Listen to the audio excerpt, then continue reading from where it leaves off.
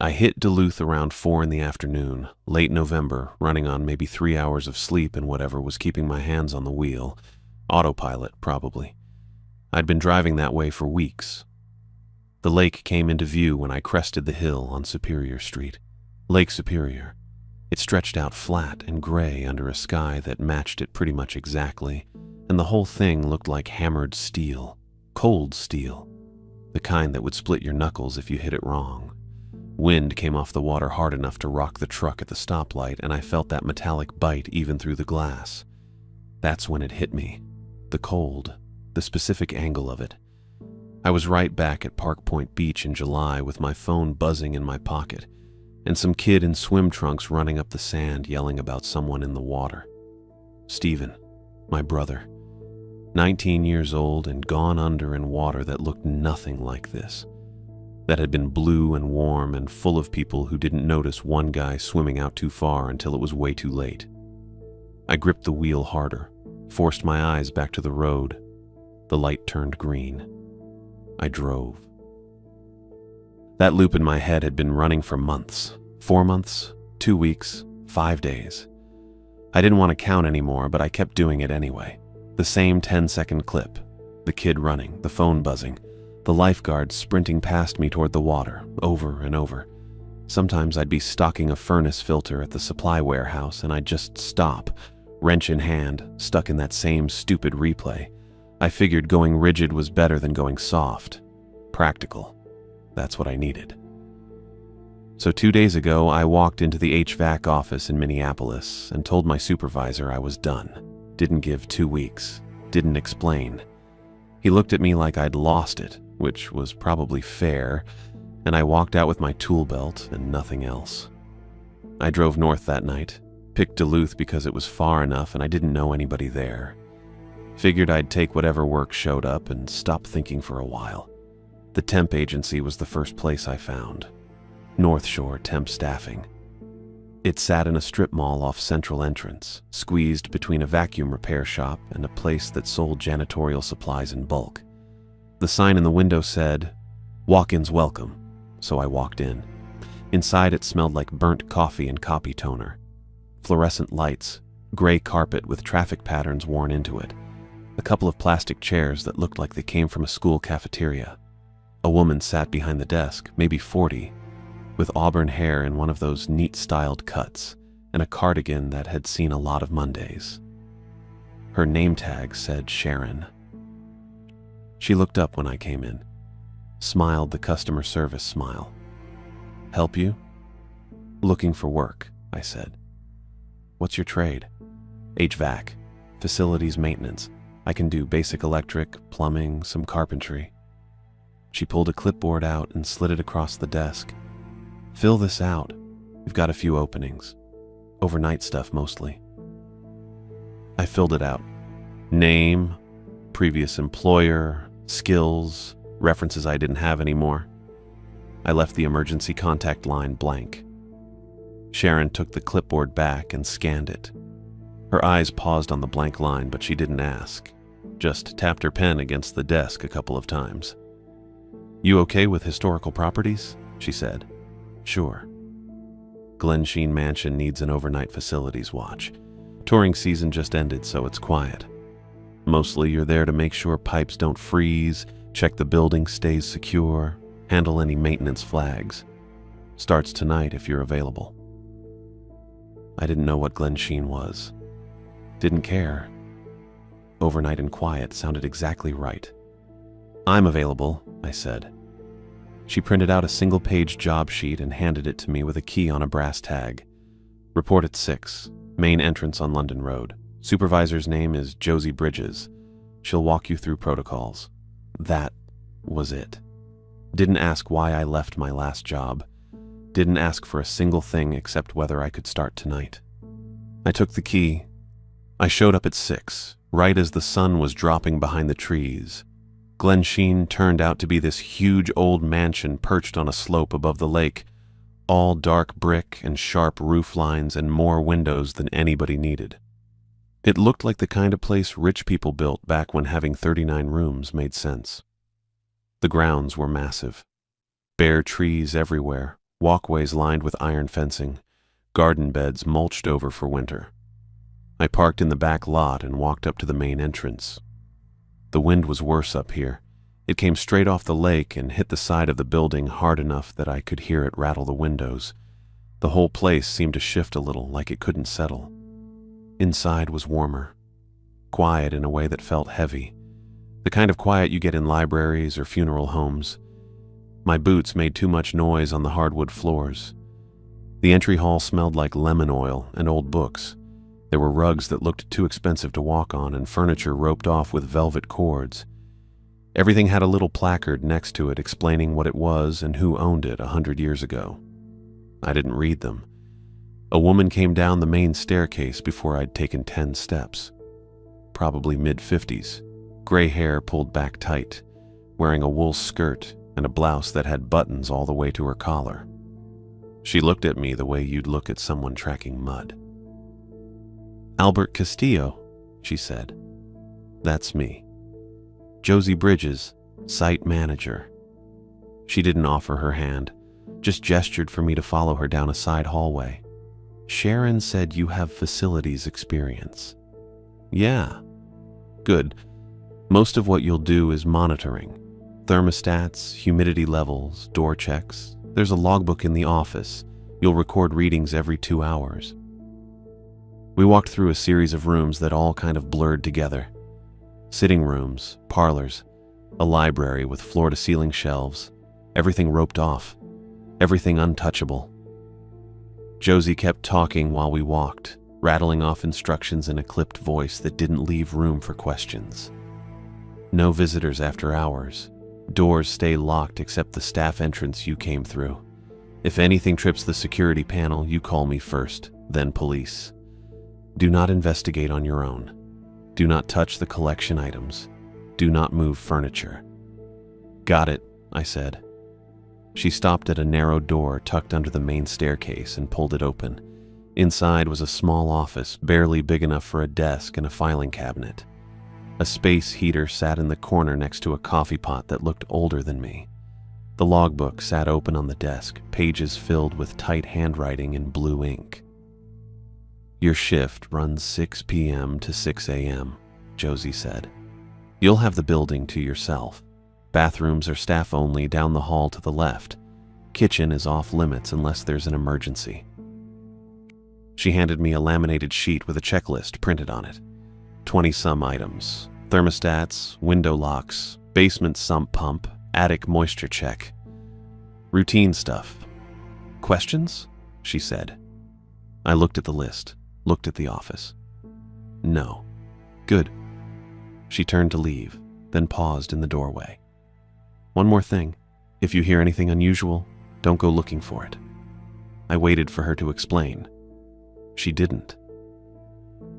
"Unusual like what?" I said. "You'll know it if you hear it." She met my eyes for the first time since I'd arrived. "This house has been here a long time. It makes noise, settles. You're here to keep it standing, not to figure out why the floorboards creak. Understand?" I nodded. She left. I stood there in the little office under the stairs and listened to the wind hammer the windows. The house did creak, beams shifting somewhere overhead, pipes ticking behind the walls. Old buildings did that. I knew that. I'd worked in plenty of them. I told myself it was just a building, just a routine. Check the thermostats, log the readings, keep my head down and my hands busy. Exactly what I needed. Then I heard footsteps upstairs.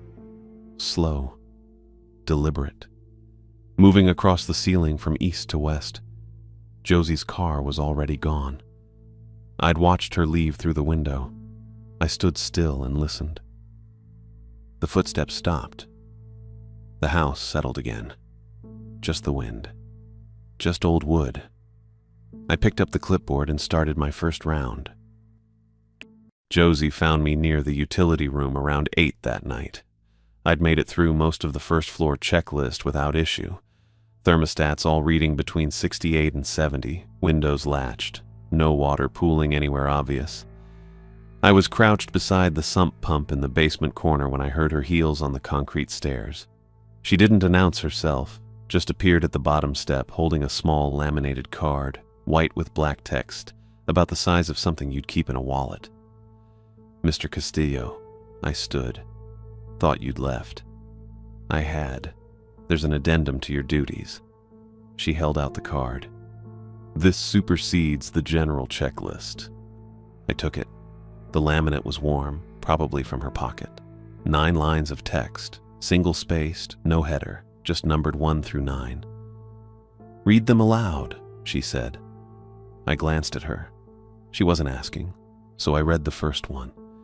Keep the boathouse door chained at all times. Repeat it back. Keep the boathouse door chained. At all times. At all times, I said. She nodded once. Next. I looked back at the card.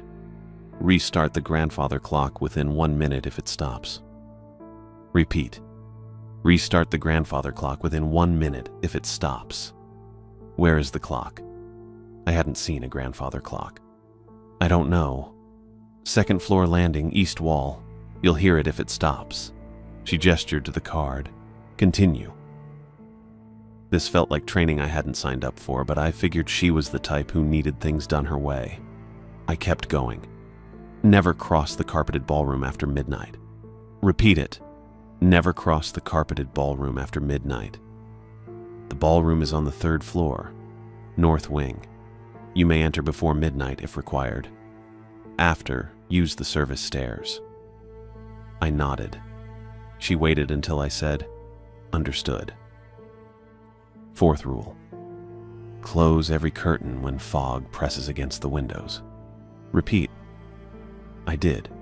She added nothing, just watched me with those pale gray eyes until I moved to the next line. Mop wet footprints with salt water instead of bleach. Repeat it. I repeated it. My voice sounded flat in the concrete space. She didn't explain where I'd find salt water or why bleach was off limits. Didn't seem like she planned to. Next. Ignore any voice from the dock. She didn't blink. Repeat. Ignore any voice from the dock. Precisely that. No investigation, no response. Got it. Next. I checked the card again. 3 left. Ring the servant bell once at 2:11 a.m. Repeat it. Ring the servant bell once at 2:11 a.m. The bell is in the kitchen. Pull cord. Single ring. Return to your rounds immediately after. I thought about her earlier instruction that the kitchen was off limits except for emergencies. But I didn't bring it up. She clearly had her system. Next. I read the 8th rule. It was shorter. Do not open the attic hatch between sunset and sunrise. Repeat. I did. She tilted her head slightly, studying me.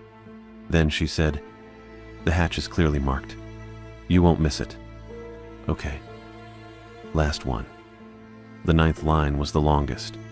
If you see a figure standing in the garden facing the lake, leave it undisturbed and log the time. I read it back to her word for word. When I finished, she stepped closer and tapped the card with one thin finger. These are not suggestions, Mr. Castillo. They are conditions of employment. Adherence is mandatory. Understood. You'll initial here. She produced a pen from her coat pocket and a small spiral notebook, flipped to a page that already had today's date written at the top in her tight handwriting, a line beneath it. I initialed. She took the notebook back, capped the pen, and turned toward the stairs without another word. Josie. She paused, one hand on the railing. These rules, I said, they part of the historical preservation, or they are part of the property management protocol, she said. That's all you need to know. Then she went upstairs, and I heard the back door latch a minute later. I stood there in the utility room holding the laminated card, reading the list again. Some of it made sense in a stretched sort of way. Old houses near water got fog. Wet footprints probably meant a leak or condensation. A voice from the dock could be trespassers, and maybe the estate had issues with people wandering the grounds. The rest was odd, but not impossible. Rich places had weird rules. I'd worked a museum loading dock once in St. Paul where we weren't allowed to use the elevator on Thursdays because the director thought it threw off the humidity cycle. People with money got particular about their buildings. I figured Josie was the nervous type. Wanted everything done exactly right, no deviations.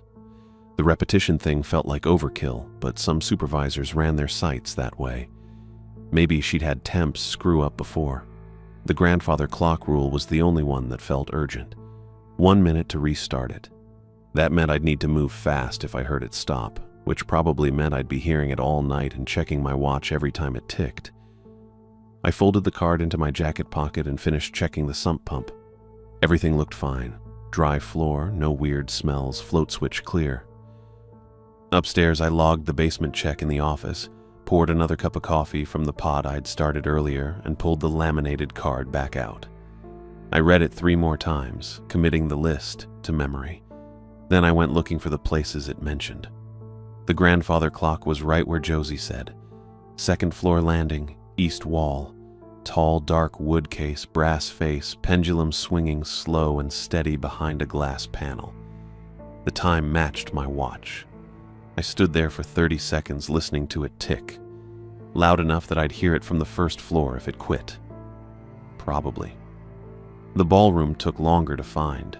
I went up to the 3rd floor using the main stairs, walked north through 2 smaller sitting rooms, and found a set of double doors at the end. Unlocked. I pushed one open. The room was big, hardwood floor in the center with a patterned carpet running the length of it, deep red with gold thread. Tall windows on 3 sides, all curtained. A chandelier overhead unlit. I checked my watch. 8:43. Still a few hours before the midnight cutoff, but I didn't have a reason to be in here anyway. I closed the door and made a note of the service stairs Josie mentioned. Found them tucked behind a narrow door on the south side. Steep plain wood, no carpet. They'd get me to the 3rd floor without crossing the ballroom if I needed to check something up here after midnight. The servant bell was exactly where she said. Kitchen, pull cord hanging beside the pantry door. Braided red fabric with a wooden handle. I gave it a small tug, not enough to ring it. The cord had tension. It worked. I checked my watch again and set a mental alarm for 2:11. That gave me 5.5 hours. The attic hatch I didn't go looking for. If it was clearly marked, I'd see it during rounds. No reason to poke around. I didn't go down to the dock. It was dark, cold, and I had no reason to check a boathouse tonight. That could wait for daylight tomorrow if Josie wanted it inspected. Back in the office, I pulled out the roll of tape I'd seen in the desk drawer earlier and stuck the laminated card to the wall beside the clipboard Josie had given me on the first walkthrough. 2 lists now, the general checklist with 20+ items, and the 9 rules. I looked at them side by side. The rules felt different, more specific. The kind of thing you wrote down after something went wrong. First paycheck came 4 days later. I didn't expect it that fast. Sharon from the temp agency had said weekly, but I figured that meant end of the week. Instead, it showed up on a Thursday morning, slipped under the office door sometime after my shift ended. I found it when I came back that evening. Plain manila envelope, not too thick. My name on the front in typed label print. No return address. I opened it. Cash. 20s mostly. I counted it twice. $320. 40 hours at $8 an hour. The math checked. No pay stub, no paperwork. Just the bills and a stamp on the envelope flap. County seal, dark blue ink. Didn't say which county office or department. Just the seal. I folded the cash into my wallet and stuck the envelope in the desk drawer. It felt off, but not off enough to walk away from. Jobs that paid under the table weren't exactly rare. I'd done drywall for a guy in Bloomington once who handed me cash in a Culver's bag at the end of every day. Still, the county seal made it feel official and not official at the same time. Like someone wanted a record that they'd paid me but didn't want anyone checking too close on how. I figured the job answered to someone I'd never meet, Some county department that managed historical properties and didn't want to process temps through normal payroll. Easier to hand out cash and keep it simple. I didn't ask Sharon about it the next time I saw her. She'd probably just say that's how the client wanted it handled. The work itself stayed routine. I did my rounds every 2 hours, logged everything on the clipboard, checked thermostats and windows and the sump pump. The grandfather clock kept ticking. No fog showed up thick enough to worry about curtains. I didn't see any wet footprints. At 2:11 a.m., every night, I went into the kitchen and pulled the servant bell cord once. Single ring, bright and sharp in the quiet house. Then I went back to my rounds like Josie said. I didn't know why. Didn't ask. It was just another line on the list. The house made noise, but I got used to it. Radiators ticking when the heat kicked on. Dehumidifier humming in the basement. Wind rattling the windows on the lakeside. Floorboards creaking overhead when the temperature dropped and the wood contracted. Normal sounds. Old building sounds. I kept the laminated card on the wall and checked it twice a shift, making sure I hadn't missed anything. Boathouse chained. Clock running. Ballroom avoided after midnight. Bell rung at 2:11.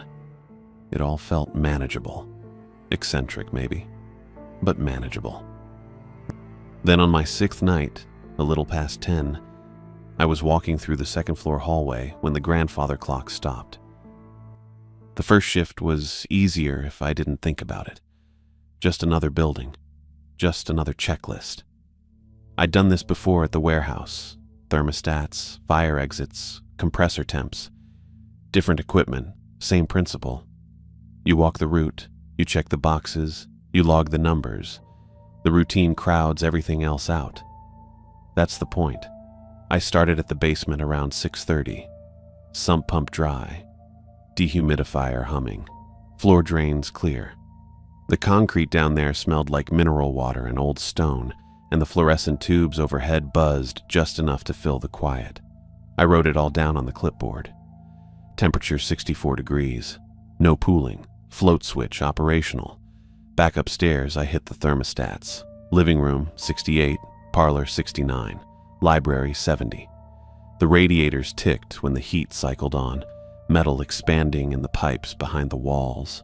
Normal building sounds. I'd heard worse in the warehouse. Belt conveyors screaming at 3 a.m., pneumatic valves hissing, forklifts beeping in the loading bay. This place was quiet by comparison. I checked window latches on the first floor. 17 windows total, all secure. The ones facing the lake rattled a little when the wind picked up, but the locks held. I logged it. Moved on. The grandfather clock stood on the second-floor landing where Josie said it would be. Tall, dark wood case, brass face, glass panel showing the pendulum swinging steady. The time matched my watch, 10 after 7. I stood there for a second, watching the pendulum arc back and forth, catching the dim hallway light. The ticking was loud up close, mechanical, predictable. I didn't touch it. I found the ballroom on the 3rd floor. 2 sitting rooms north through the main hall, then double doors at the end. The room stretched maybe 40 feet long with tall windows on 3 sides and a red and gold carpet running down the center. Hardwood floor under that. Unlit chandelier overhead. It was 8:15, hours before midnight. I noted the service stairs on the south wall. Narrow door, steep steps, no carpet. Alternate route if I needed it later. Back to the office under the main staircase. I poured more coffee from the pot I'd started earlier and taped the laminated card to the wall beside the general checklist. 9 rules. I read them again. Keep the boathouse door chained. Restart the clock within 1 minute. Don't cross the ballroom after midnight.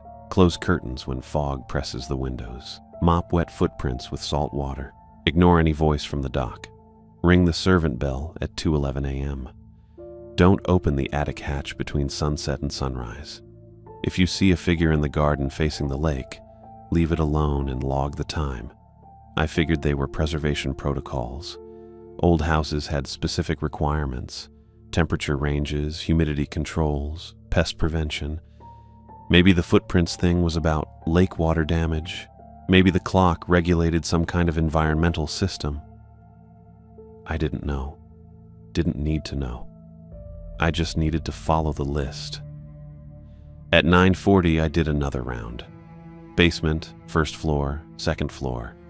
Everything the same. Thermostat stable, windows locked, sump pump dry.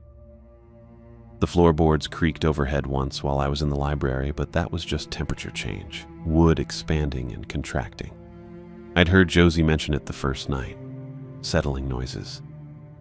I logged everything and sat back down in the office. The space heater hummed beside the desk. The coffee tasted burnt, but I drank it anyway. Outside the small window, the grounds were dark except for a single lamppost near the iron fence. I couldn't see the lake from here, but I could hear the wind coming off it, low and constant. At 11:47, the grandfather clock stopped. I was in the second floor hallway checking a thermostat when the ticking cut out. Just stopped. The silence landed hard, louder than the ticking had been. I turned and looked down the hall toward the landing. The clock stood there in the shadows, case dark against the wall. I walked over fast, not running, just moving. The brass face read 11:47. The pendulum hung motionless behind the glass panel, stopped mid-swing. 1 minute. That's what the card said. Restart it within 1 minute. I opened the glass panel and reached in. The pendulum was cold under my hand, heavier than I expected. I gave it a gentle push to the right and let go. It swung, caught, kept going. The ticking resumed, loud and steady, filling the hallway again. I exhaled and stepped back, and that's when I felt it. A sharp metallic click traveled up through the floorboards under my boots. Not a sound exactly, more like a vibration. It moved fast, from somewhere below up through the wood and into my legs, and the air in the hallway shifted. Pressure releasing. The way a sealed room feels when you crack a window. I stood there with my hand still on the clock case. The ticking continued, regular and mechanical, but the air felt different. Lighter, or maybe just moving again. I told myself it was the heating system. Pressure valve, steam release, something in the pipes. Old buildings had all kinds of mechanical quirks. I'd felt weirder things in the warehouse. Compressor kickbacks, hydraulic surges. This wasn't that different. I logged the restart time in the office. 11:48. Clock restarted per protocol. I wrote it in the spiral notebook Josie had given me and set the pen down. My hand was shaking a little. I figured it was the coffee. At 11:56, I started another round. Basement first. Everything the same. Sump pump dry, dehumidifier running, drains clear. I came back upstairs and checked the first floor thermostats. Living room, parlor, library, all stable. I was walking through the foyer toward the office when the smell hit me. Algae. Thick and organic. The way lake water smells in August when it's been sitting stagnant too long. Green rot and wet stone. I stopped in the middle of the foyer and turned my head, trying to place it. The smell was stronger near the front entrance by the marble floor and the carved wooden doors. I walked toward it slowly, breathing through my mouth. The temperature felt fine. 68, according to the thermostat on the wall. No drafts, no open windows. But the smell kept getting thicker, damp and vegetable. And when I looked down at the marble, I saw water. Just a ribbon at first.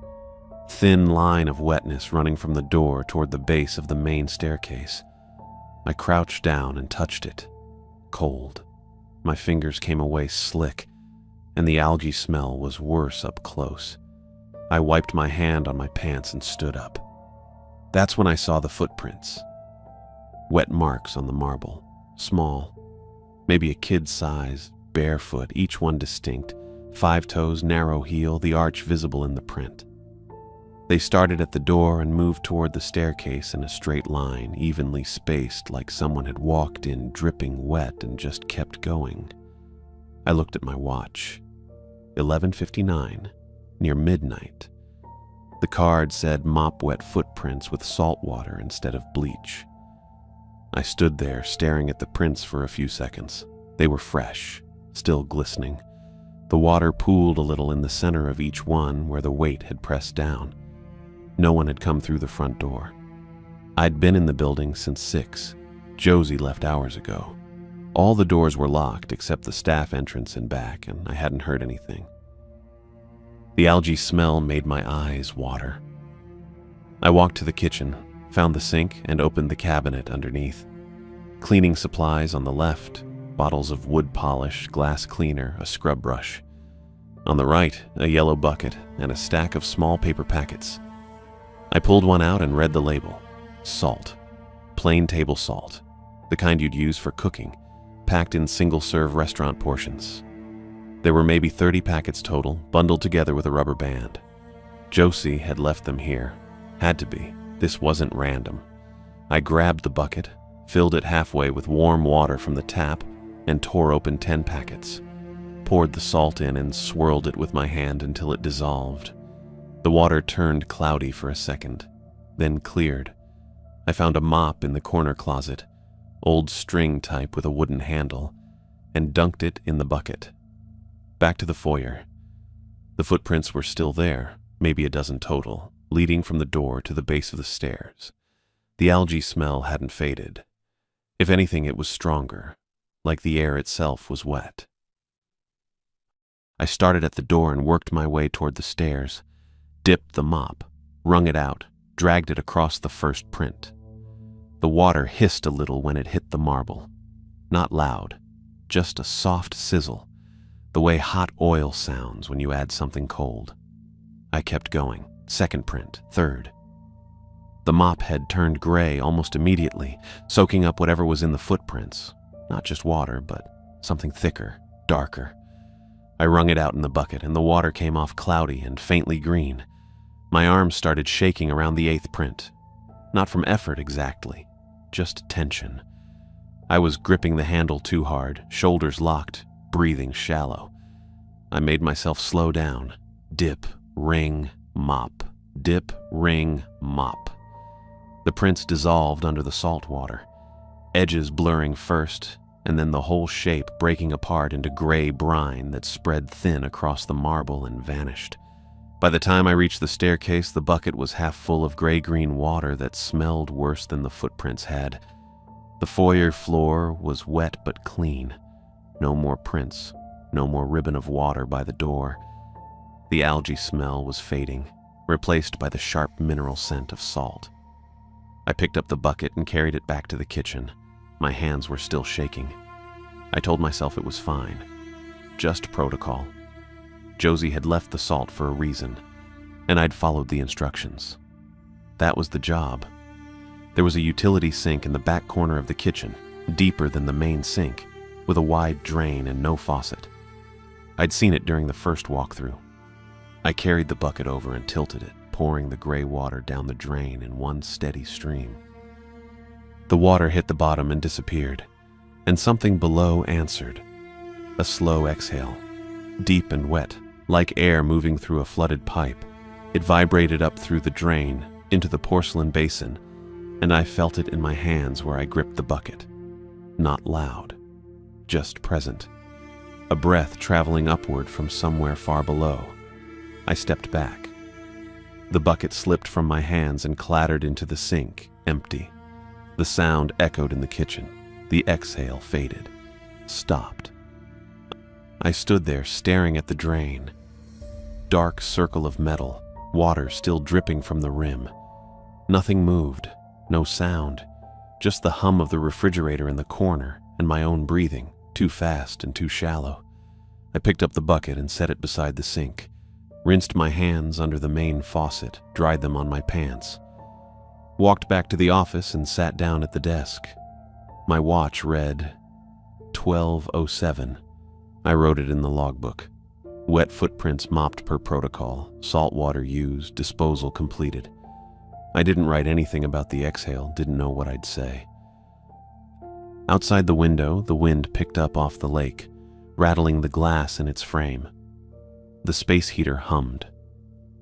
The grandfather clock ticked upstairs, steady and regular. I sat there with the pen in my hand and stared at the laminated card on the wall. 9 rules. I'd followed 2 of them tonight. The clock, the footprints. 7 left. At 12:26 a.m., I heard my name called from outside. It came through the window facing the lake. Quiet, but clear.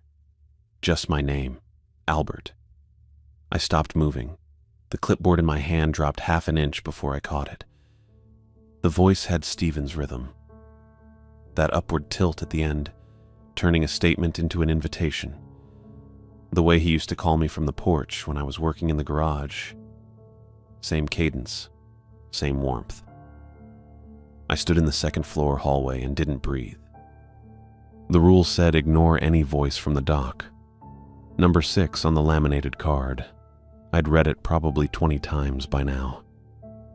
My feet wanted to move toward the window. My chest felt tight. I thought about the voicemail, the one Stephen left 4 hours before he drowned. Hey Albert, it's me. We're at the beach. You should come down. Just those words. I'd played it twice after the funeral and then deleted it because I couldn't stand hearing it again. This voice outside had the exact same cadence. I forced myself to turn around. Walked back toward the main staircase. My legs felt wooden. The office felt too exposed. Big window facing the front lawn, no curtains. I needed somewhere with fewer entry points and something to look at that wasn't the lake. There was a small study off the library. I'd seen it during my first walkthrough. No windows, just bookshelves and a narrow desk with a security monitor set up. 3 small screens showing camera feeds from around the property. I locked myself in. The study smelled like dust and old leather. The monitors glowed pale gray in the dark. I pulled the desk chair over and sat down hard. 3 feeds. 1 showed the front gate and driveway. 1 showed the back lot where my truck was parked. 1 showed the shoreline and dock. I stared at the shoreline feed and told myself it was procedure. Just monitoring the property, that's all. The dock stretched out into the lake, a narrow line of weathered wood with a single light at the end. The boathouse sat to the left, dark and squat with the chain visible across the door even on the grainy feed. Nothing moved. I watched for 2 minutes, maybe 3. Then the fog started rolling in. It came off the lake fast, thick and low, spilling over the water like something poured. Not drifting, pouring. Within 30 seconds, it swallowed the boathouse completely. The pier lights turned into blurred halos. The dock faded to a gray smudge. I leaned closer to the screen. The shoreline camera had night vision. Everything showed up in washed-out gray-green, grainy but visible. At the end of the dock, just past the light, there was a figure. I stopped breathing again. It stood facing the mansion, completely still. The proportions were wrong, arms too long, joints too straight. The head tilted at an angle like it was listening for something. I couldn't make out details, just a shape. Human-sized but not human-shaped. The feed flickered once. Static rolled across the screen. When it cleared, the figure had moved. It was right next to the boathouse door now, 20 feet closer than it had been a second ago. No walking. Just there. Positioned exactly where the chain was. I shoved the chair back and stood up. My hands were shaking. The figure didn't move again. It just stood there, head still tilted, facing the building. I looked at my watch. 12:41 a.m. An hour and a half until I had to ring the servant bell. I sat back down, kept my eyes on the monitors. The figure stayed where it was, motionless beside the boathouse.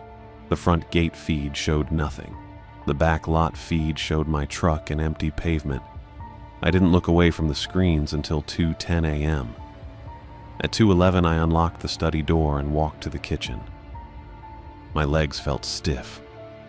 I'd been sitting for over an hour without moving. just watching that figure stand there in the fog. The kitchen was cold. The servant bell cord hung beside the pantry door, red fabric slightly frayed at the bottom.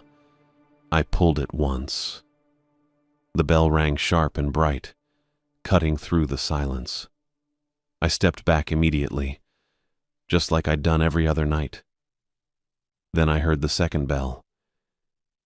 It came from inside the walls, muffled and distant, like it was ringing underwater or from somewhere far below the house.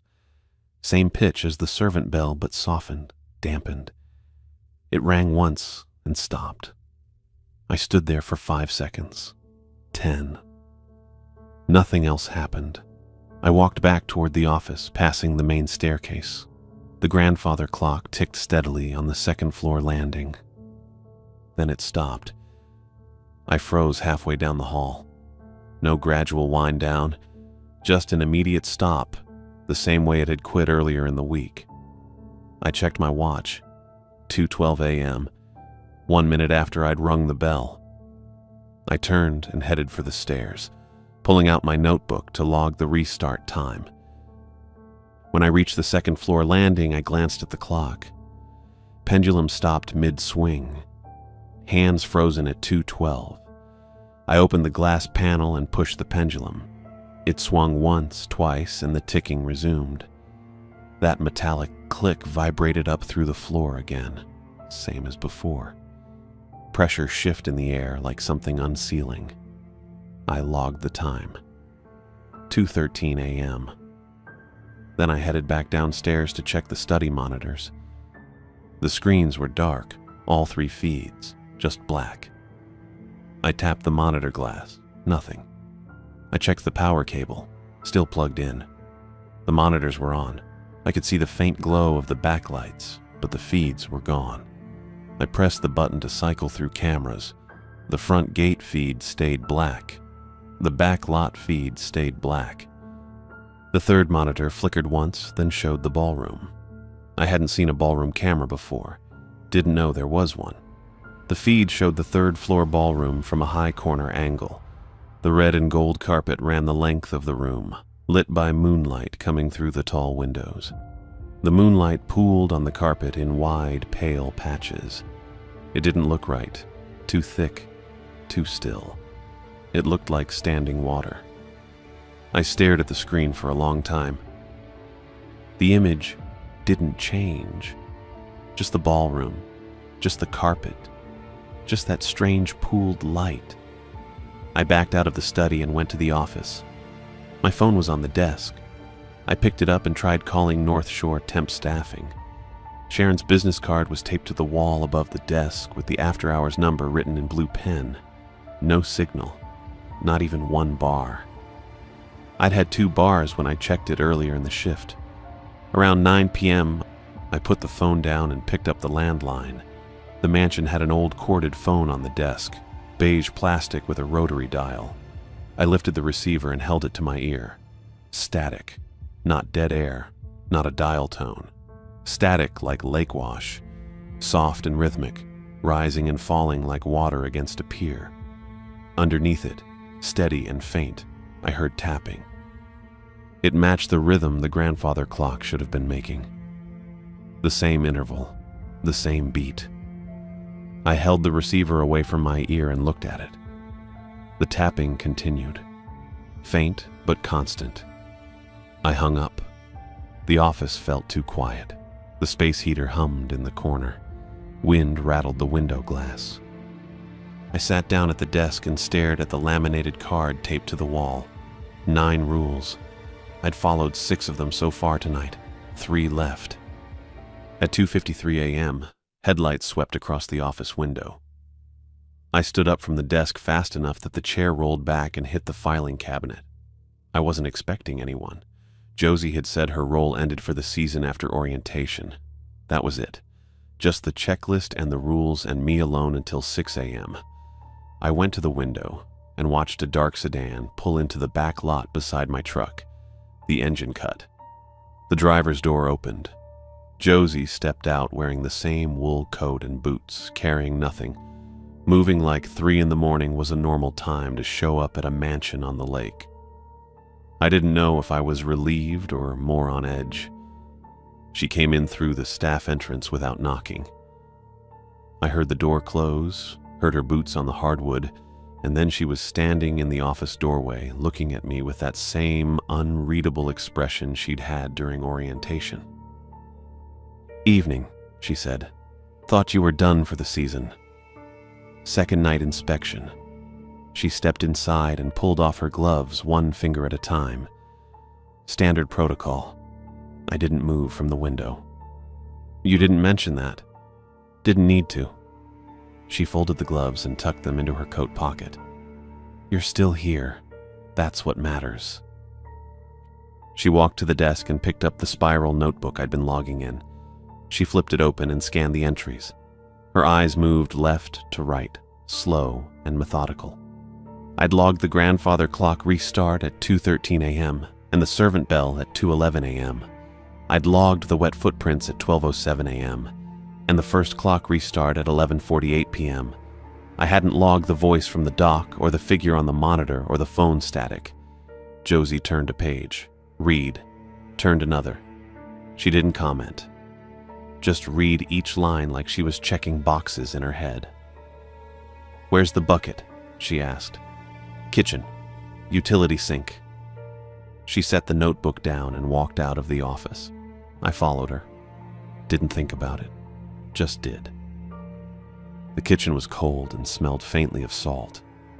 Josie went straight to the utility sink in the back corner and looked into the basin. The yellow bucket was still there where I'd left it, tipped on its side. A few drops of gray-green water dried along the rim. She picked up the bucket and tilted it toward the overhead light, inspected the inside, set it down. Then she opened the cabinet under the main sink and pulled out the bundle of salt packets. She counted them. I'd used 10. There were maybe 20 left. "You use salt water," she said, not a question. That's what the card said. "How many packets?" 10. Bucket was half full. She nodded once and put the bundle back under the sink. Then she straightened and looked at me. Her face was calm, blank, almost. No concern, no curiosity, no surprise. "Every caretaker gets a second night inspection," she said. "Proves they can follow instructions under pressure." "That what this is?" "Yes." I leaned against the counter and crossed my arms. My hands were still cold from the mop water. "You already knew what I'd find tonight." "I knew what the house does. And you didn't warn me. The card warned you." She pulled her gloves back out of her pocket and started putting them on. "You followed the rules. That's all the job requires. You didn't ask what I saw." She paused. One glove on, one off. Looked at me with those pale gray eyes that didn't give anything away. "I don't need to ask," she said. That was it. She tugged the second glove on and walked past me out of the kitchen. I stood there for a second trying to figure out if I should feel validated or terrified. She already knew. She'd always known. The footprints, the voice, the figure on the dock, none of it was new to her. I followed her again. She didn't go back to the office. Instead, she turned left down the hallway toward the mudroom at the side entrance. It was a narrow space with hooks on the wall and a wooden bench, and a small window that looked out toward the lake. There was a pegboard above the bench with labeled keys hanging from brass hooks. Josie walked straight to the pegboard and took down a key ring. 3 keys on a rusted metal loop. The label read, "Boathouse" in faded ink. She didn't hesitate, didn't ask permission, just unhooked them and slipped the ring into her coat pocket. "What are you doing?" I asked. "Follow me." She opened the side door and stepped outside into the cold. I grabbed my parka off the hook and pulled it on as I went after her. The snow squeaked underfoot. It was that specific sound you only get when the temperature drops below 20 and the crystals compress and shear under your boots. The fog was still thick, rolling off the lake in slow waves, and when I breathed it in through my nose, it tasted sweet.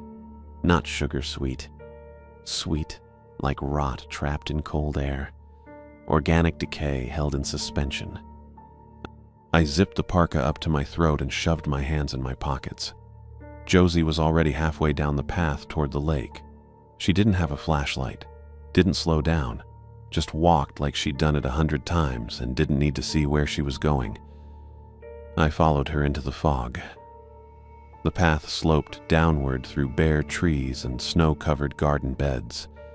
I could hear the lake now, not waves, just a low, persistent hush, like white noise played through bad speakers. The fog thickened as we got closer to the water, and the sweetness in the air got stronger. I tried breathing through my mouth, but I could taste it on my tongue. Wet and wrong. Josie didn't look back. She just kept walking. The dock appeared out of the fog first, a long wooden structure extending into the lake with a single light at the end, dim and yellow and barely cutting through the mist. To the left was the boathouse, small building, maybe 15 feet wide, dark wood siding, a single door facing the path, and across the door, the chain. Heavy links looped through an iron bracket and secured with a thick brass padlock. I'd seen it on the monitor. Rule 1. Keep the boathouse door chained at all times. Josie walked straight to it and pulled the keyring out of her pocket. "Wait," I said. She didn't wait. She fitted one of the keys into the padlock and turned it. The lock clicked open. She pulled it free from the chain and let it hang from the bracket. Then she started unwinding the chain, link by link, the metal scraping against the wood. "Rule 1, I said. "It's supposed to stay chained. Rule 1 is for workers like you." She pulled the last loop free and let the chain drop into the snow. It landed with a muffled thump. "Not for me." I stared at her. The fog pressed in around us, thick and cold and sweet. The lake hissed behind the boathouse. "What's that mean?" She looked at me, calm, steady, like we were having a completely normal conversation. "The thing you saw on the monitor," she said. "It comes for people who are hollowed out. Grief does that, carves you empty, makes space for something else to slip inside." My chest tightened. I didn't say anything. "Winter job postings are designed to attract them," she continued. "People running from something. People with nothing left to lose. No emergency contacts, no references, no one who'll notice if they don't come back." I thought about the application I'd filled out, the blank line where the emergency contact should have been. Sharon noticing but not asking. "You're saying this was targeted." "I'm saying the house needs caretakers who will follow the rules without asking why." She tilted her head slightly. "And you did. Every single one." The realization hit slow. Not a shock. Just a cold, creeping understanding that spread through my ribs and into my stomach. The rules weren't protections. They were conditioning. Step by step. Restart the clock. Mop the footprints. Ring the bell. Don't ask questions. Don't investigate. Just obey. And I had. I'd done exactly what they wanted. I grabbed her wrist before she could touch the door. Josie's skin felt wrong under my fingers. Not cold. Waterlogged. That's the only word I had for it. Like meat left in a sink too long, bloated and soft, the texture giving way when I squeezed. Her head turned toward me, slow, way too slow, and her eyes were wrong too. Filmed over. Pale.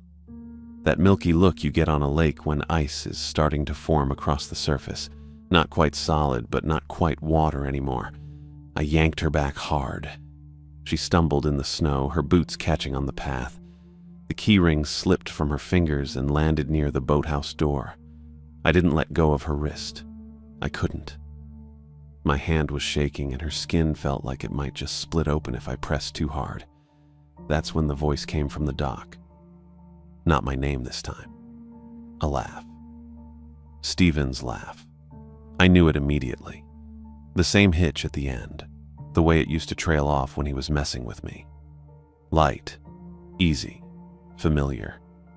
The kind of sound that made you want to turn around and see what the joke was. It pushed through the fog like a physical thing, sliding up the path toward us, wrapping around my ribs. "Just open it," the voice said. Stephen's cadence, Stephen's timing. "Come on, you know you want to." The fog thickened. The sweet rot smell got stronger, coating the back of my throat. I dragged Josie up the path. She didn't fight me. That bugged me more than if she had. She just stumbled along, her boots scraping through the snow, her wrist limp in my hand. Her head kept turning back toward the boathouse like she was being pulled by a string. "Albert," the voice called. Still Stephen's laugh underneath it. "You're so close, just let her finish." I didn't answer. I kept pulling. The mansion appeared through the fog, the dark brick and sharp roof lines resolving out of the gray. I made it to the side door and shoved it open with my shoulder, hauling Josie through after me. She hit the mudroom bench and I slammed the door shut, flipping the deadbolt with my free hand. The metal clicked into place. The fog pressed against the small window. I could see it. Thick and white and wrong, pushing against the glass like something alive. I let go of Josie's wrist and stepped back. My hand was shaking worse now. I looked down at my palm. There was a faint, damp outline where I'd been gripping her like condensation. Josie sat on the bench, staring at the door. Her eyes were still filmed over. She didn't blink. I turned and walked into the hallway. The foyer opened up ahead of me. Marble floor, main staircase. Everything quiet except for the wind rattling the lake-facing windows.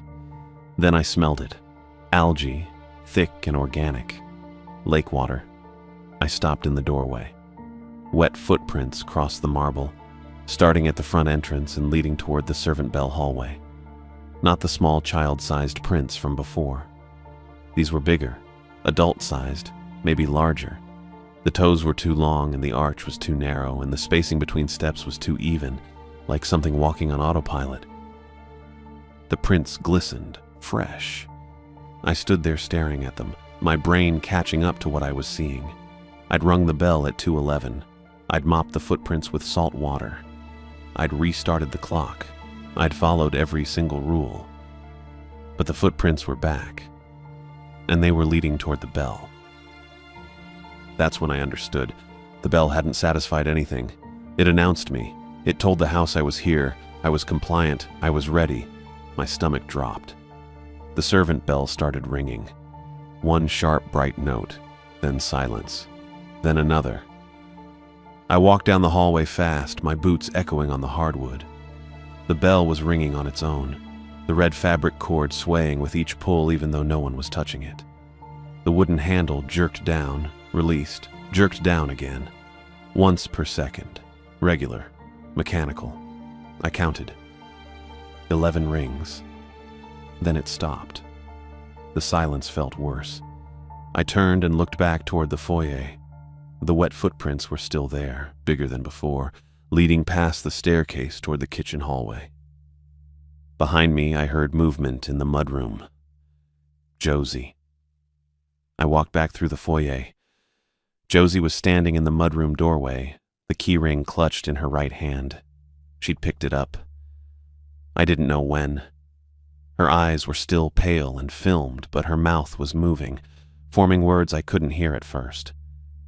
Then I got close enough. "It'll end," she whispered. Her voice sounded wet, drowned. "Open the door and it'll end. No more grief, no more waiting, just like Stephen." My chest tightened. She took a step toward the side door. The way drowning ended it for him. I grabbed her shoulder and shoved her back against the wall. The keyring clattered to the floor. She blinked, slow. Her mouth kept moving, but no sound came out. I picked up the keys and shoved them into my parka pocket. The metal was cold through the fabric, colder than it should have been. Something clicked in my head then, sharp and clear. The rules weren't protections. I'd figured that out already, but they weren't just conditioning either. They were constraints. The thing outside, Whatever was using Stephen's voice, whatever left those footprints, it was bound by the same rules it made me follow. The chain kept it from coming in. The bell kept it on schedule. The clock kept it timed to specific hours. All of it was structure, boundaries. And if those boundaries broke, if it actually got what it wanted tonight, if it fed on someone hollowed out enough to let it in, it wouldn't need the rules anymore. It would stop pretending there were limits. My hands were shaking. I looked at Josie slumped against the wall, her eyes still pale and wrong, and I knew she'd been halfway gone before she ever unlocked that chain. Maybe for years, maybe since the first night she'd worked here. I turned and ran. Through the mudroom, into the hallway, past the wet footprints that were spreading now, pooling wider on the marble. I didn't look at them. I made it to the foyer and hooked left toward the main staircase. The mop was leaning against the wall where I'd left it after cleaning the first set of prints. I grabbed the handle, yellow fiberglass, lightweight. The mop head was still damp and gray. The grandfather clock ticked upstairs. Steady, regular, 2:13, 2:14, 2:15.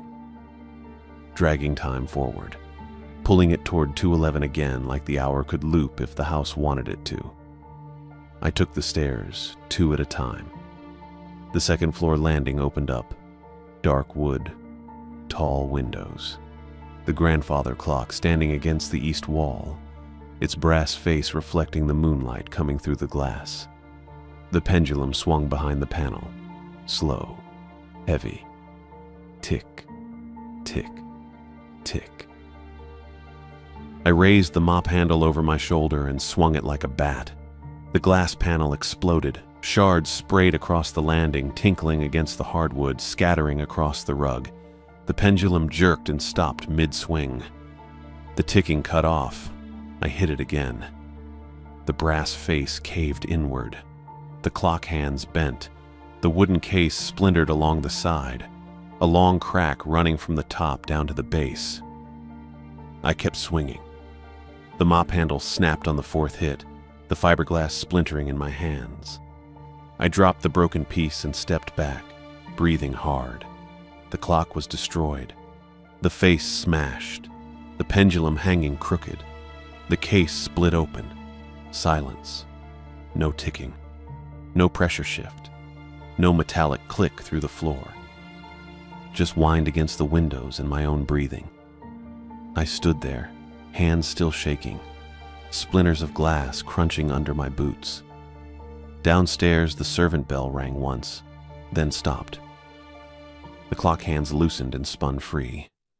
Just spun, no resistance, like the mechanism underneath had let go all at once. The minute hand made 3 full rotations before it dropped off completely and clattered onto the hardwood. The hour hand kept spinning slower, wobbling, until it stopped at a random angle pointing nowhere. The mansion shuddered, not settling, not wind. The whole structure reacted like a body taking a blow. The walls groaned inward, and the floorboards buckled under my boots, and I grabbed the banister to stay upright. The shudder rolled through the building from top to bottom, and I heard something deep in the foundation crack, with a sound like ice breaking on a frozen lake, then water. It came up through the floor vents first. I saw it from the landing, dark water pushing up through the iron grates in the foyer below, spreading fast across the marble in thin sheets. It smelled like the lake, algae and rot and cold mineral tang all mixed together. The water didn't pool.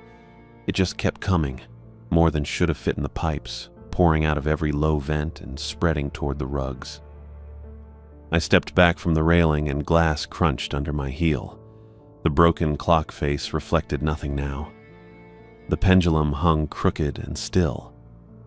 Downstairs, I heard the wet sound of water hitting fabric. The entry rug was soaking through, its edges going dark.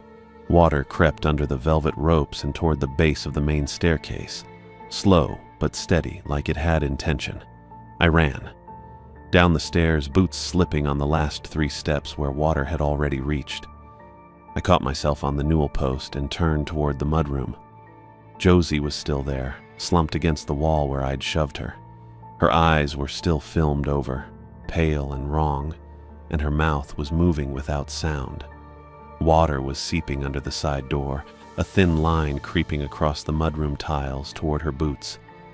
I grabbed her arm and hauled her upright.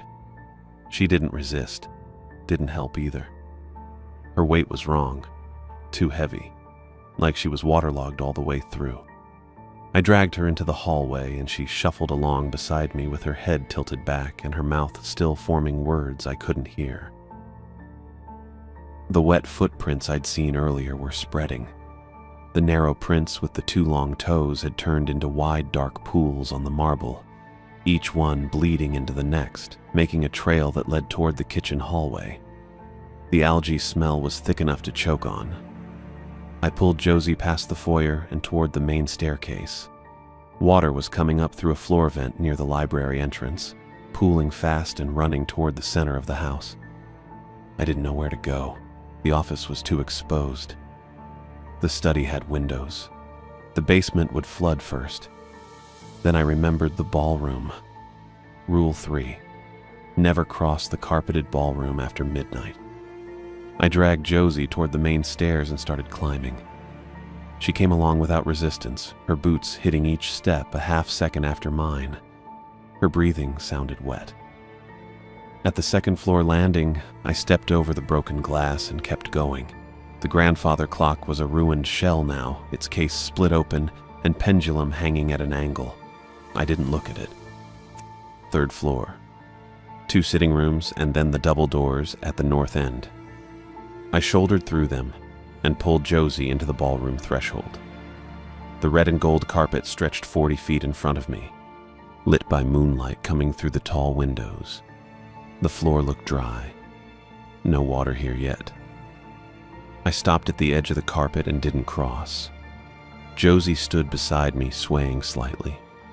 Her coat was damp at the hem and her hair had come loose from its bun, hanging in wet strands around her face. Her eyes stayed pale and wrong. I needed salt. I let go of Josie's arm, and she stayed upright, still swaying, staring at nothing. I turned and ran back through the sitting rooms, down the main stairs, past the second-floor landing with its shattered clock, and down to the foyer. Water was ankle-deep now, cold enough to bite through my boots. It lapped at the bottom steps and spread across the marble in dark, rippling sheets. The kitchen was on the other side of the foyer.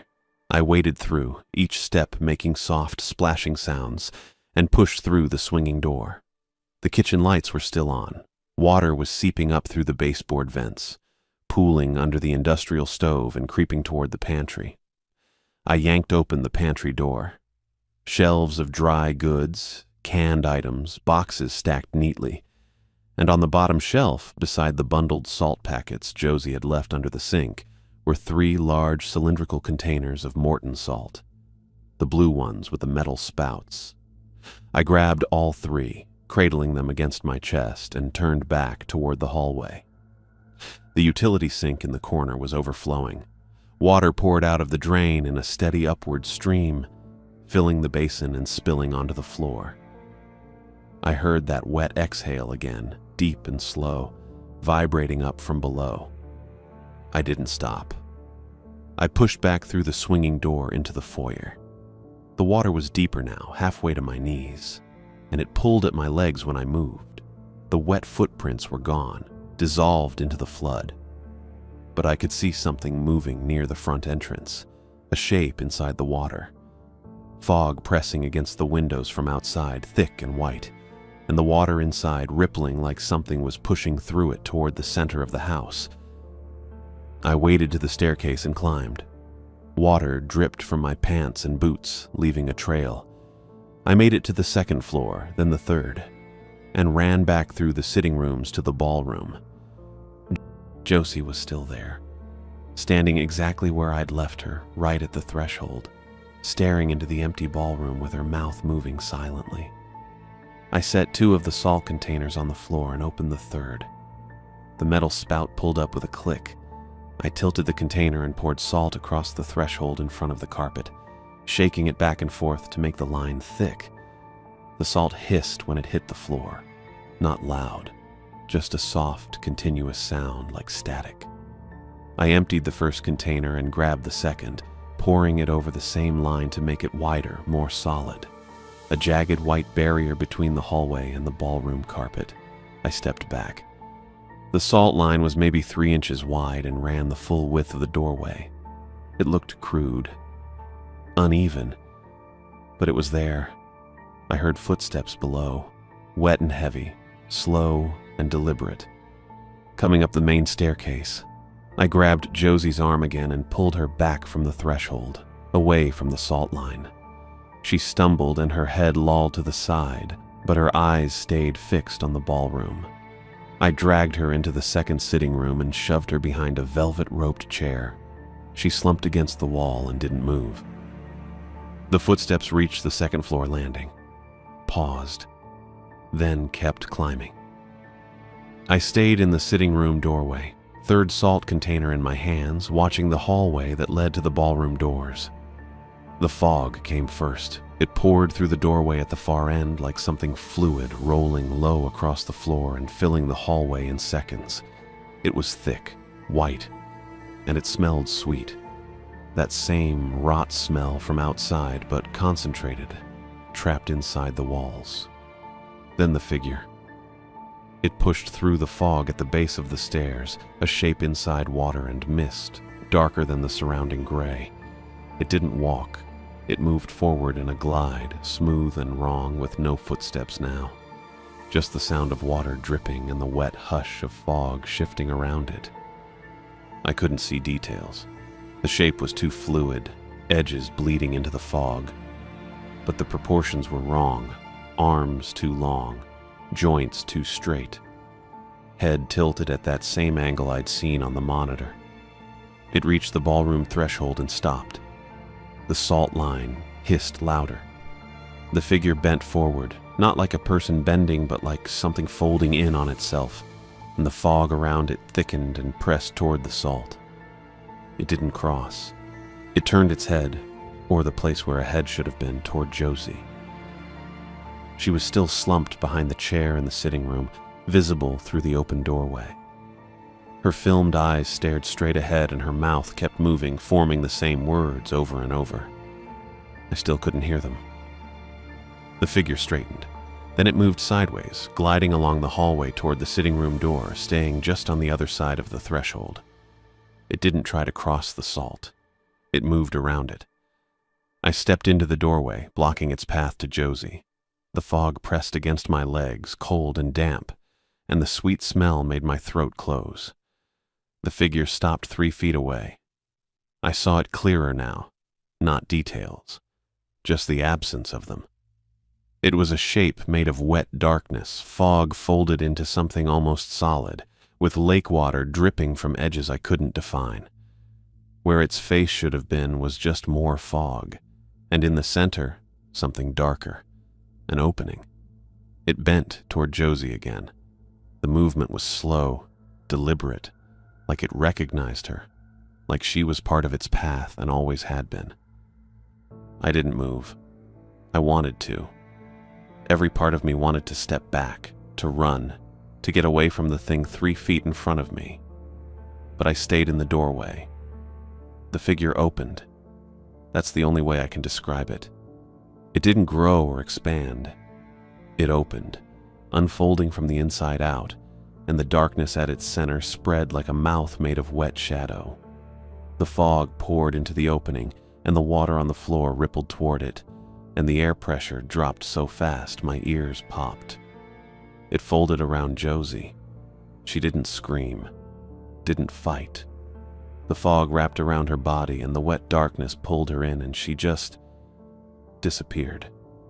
1 second she was slumped against the wall, mouth moving, eyes pale. The next second, she was gone. The chair she'd been behind tipped over and hit the floor. The figure recoiled. It pulled back fast, collapsing inward, the fog sucking toward its center and the water on the floor retreating in a sudden rush. The shape dissolved into mist, and the mist pulled toward the hallway, flowing back the way it came. I heard the wet hush of it moving down the stairs, fading, and then nothing. Silence. I stood in the doorway, breathing hard. The salt line was still there, hissing softly. The fog was gone. The sitting room was empty except for the overturned chair. Josie was gone. I checked my watch. 3:42. By 4, the water was draining. I heard it first. The sound of pipes pulling liquid back down, drains sucking instead of pushing. I went downstairs carefully, boots squelching, and found the foyer water receding fast. It ran toward the vents in thin streams, disappearing into the floor, leaving wet dark stains on the marble and soaked rugs. The lights steadied. They'd been flickering since the clock broke, dimming and surging, but now they held constant. The overhead chandelier in the foyer glowed yellow and still. The drains ran clear. I checked the utility sink in the kitchen, and the water pouring from it had stopped. The basin was full, but not overflowing. I looked down into the drain and saw nothing. Just darkness. No sound. No exhale. I grabbed the last salt container from the 3rd floor and went outside. The fog was still there, but thinner now, pulling back toward the lake. The temperature was maybe 15 degrees. I could see my breath in thick clouds. The dock light was still on at the end of the pier, dim and yellow through the mist. The boathouse door was still unchained. The chain lay in the snow where Josie had dropped it, half buried. The brass padlock hung from the bracket, open. I picked up the chain. It was heavy, cold enough to burn my bare hands. I looped it back through the bracket, pulling it tight, and fed the padlock through the links.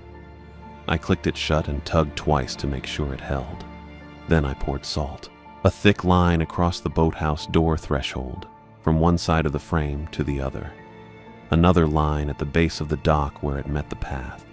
A 3rd line across the side entrance to the mansion, inside and outside both. I went through every exterior door, front entrance, back staff door, side mudroom, kitchen delivery door I hadn't used. I poured salt across every threshold, thick and even, until the last container was empty. I wasn't trying to understand anymore. I was just containing it, keeping it where it was, keeping it out. The sun started coming up a little past 6. I stood in the driveway beside my truck and pulled out my phone.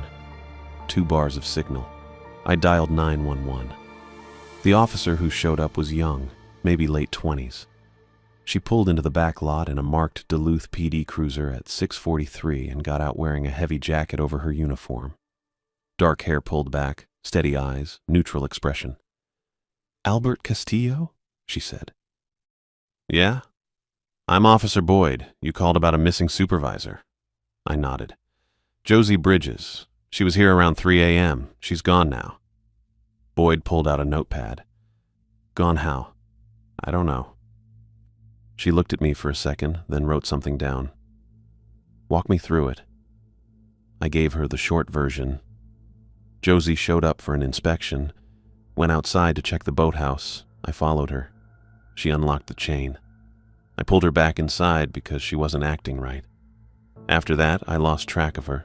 Boyd wrote it all down. She didn't react. Didn't ask if I was sure, just wrote. "You have keys to the property?" she asked. I pulled them from my parka pocket. The boathouse key ring Josie had taken, plus the brass-tagged key Sharon gave me on my first day. Boyd held out an evidence bag, and I dropped them in.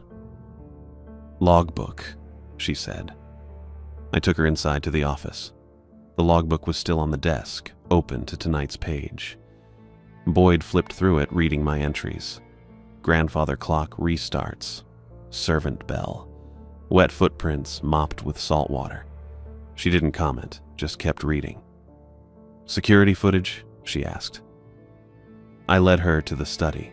The monitors were working again, all 3 feeds showing live camera angles. Front gate, back lot, shoreline. I rewound the 3rd feed to 2:53 a.m. and let it play. The footage showed Josie's sedan pulling into the lot, Josie getting out, walking to the side entrance. Then it jumped ahead, timestamp still running but the image skipping forward in chunks, and showed Josie outside near the boathouse, bending over the chain. Her hands moved in the frame, pulling the padlock free, unwinding the links. Then fog rolled across the camera lens, thick and complete, turning the feed white. When it cleared, the boathouse door was visible again. The chain was on the ground. Josie was gone. Boyd watched it twice. She asked me to send her the file. I didn't know how, so she wrote down an email address and said someone from the department would come by to pull the footage properly. She took the logbook, took the laminated rule card off the wall, took my contact information and told me to stay available for follow-up. "Don't leave town without letting us know," she said. I nodded. She left at 7:18. The clerk showed up at 8:30. Different car, county plates, a sedan, dark blue, pulling into the back lot while I was sitting in my truck with the engine running for heat. A man got out, maybe 50, wearing a county office blazer and carrying a briefcase. He walked to my window and I rolled it down. "Albert Castillo?" "Yeah." "Owen Little, County Property Office." He pulled a card from his pocket and handed it to me. Plain white, black text.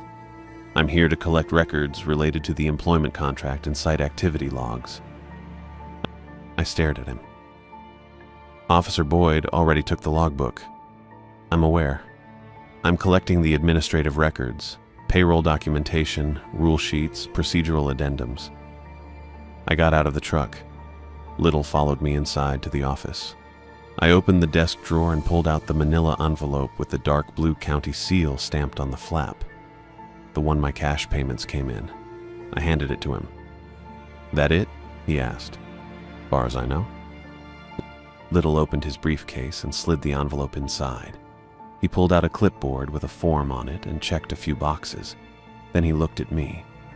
"Glen Sheen Mansion will be closed for the winter pending administrative review," he said. His voice was flat, careful. "Your employment contract is terminated effective this morning. You'll receive final payment within 14 business days." "Review for what?" I said. "Safety and operational compliance. Josie Bridges is missing." "I'm aware." Little clicked his pen and made another mark on the form. "That's part of the review." He didn't ask what happened, didn't ask if I saw anything. He just stood there with his clipboard and his county blazer waiting for me to leave. I left. I drove south out of Duluth at 9 a.m. with salt under my fingernails and 3 extra containers of Morton in my glove box. I didn't stop near shorelines, didn't stop at all until I hit the Wisconsin border and needed gas. The rules weren't superstition. They were a system, a structure built to contain something that had been there long before Josie, long before me, long before the house got its name. And the system had already taken one more person. I kept driving. The lake disappeared behind me in the rearview mirror, and I didn't look back.